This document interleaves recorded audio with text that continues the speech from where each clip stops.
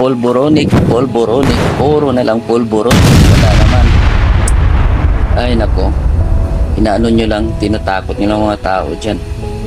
Sa totoo lang, wala talaga yan. Kayo nga hindi kayo sigurado eh. Ba't hindi nyo yan ipalabas? Oh. Talaga naman. Naniwala kayo kay Maharlika?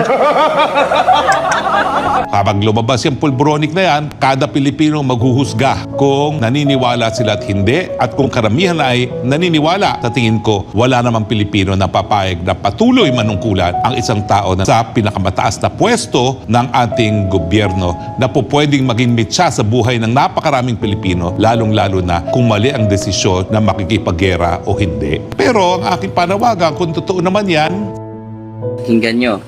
Sinabi niya kung totoo man talaga yan, malinaw na siya mismo ay hindi siya sigurado. Okay?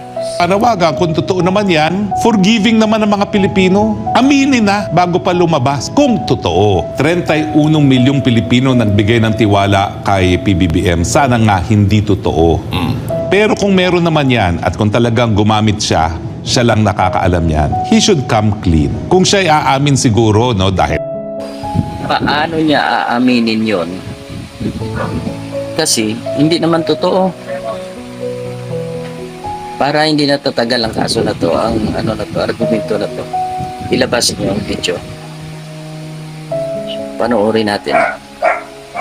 Hindi niyo mailabas kasi ini-edit pa sa China. Hindi pa kumpleto. Ay, naku. Mumulitika na talaga kayo. eventually lalabas at lalabas naman yan. Ang sabi ni Maharlika, mga hindi matatapos ang June na hindi lalabas yan. Totoo ba yon? Sinabi daw ni Maharlika na hindi daw matatapos ang June, lalabas na po yan. Totoo ba yon? Kasi Ganon. Ini-edit pa. Si Banat ba yung walang alam? na po, hindi po ako nanonood kay Maharlika ha, pasensya na po. Pero totoo kaya na bago daw mag-June ilalabas yung pulboronic video na yan? Abangan natin. Alam mo, ganito lang kasimple. Para sa akin po kasi sinabi po dito ni Roque na impeachable daw kung sakasakali pulboronic video na yan. Ibig sabihin po kasi, di ba, para ma-impeach ka yung public trust sa'yo hindi dapat mawala. Sa akin, ito lang. Ayokong husgahan kaagad kung ito ba ay totoo o hindi. Pero hindi ko lang maintindihan kung totoo yan, bakit pinatatagal pa. Tama yan, Naiirita kasi ko doon sa sinasabing perfect timing, ganyan. This is the perfect timing.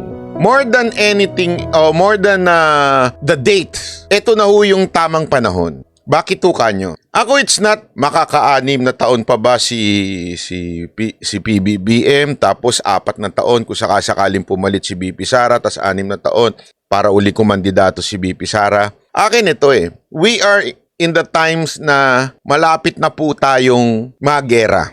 Bakit to? Dahil sa mali-maling desisyon o sa tingin ko ay maling foreign policy ng ating gobyerno, ng ating pamahalaan, ng ating una-una ng presidente. Aantayin pa po ba natin na magkaroon pa ng isang matinding gera bago ilabas yung video? Kasi kung titignan po natin, ito para lang ipaliwanag ko sa inyo bakit this is the perfect time kung meron man totoo. Na sinabi nga ni Pangulong Duterte, kung meron yan, nilabas wala na yan. Talaga, wala. Bakit hindi nilabas? Kaya nga hindi din siya naniniwala na merong video. Ganun din po ako. Bakit ako maniniwala kung isang bagay ang tagal ilabas pinapabitin? Ano to, pelikula?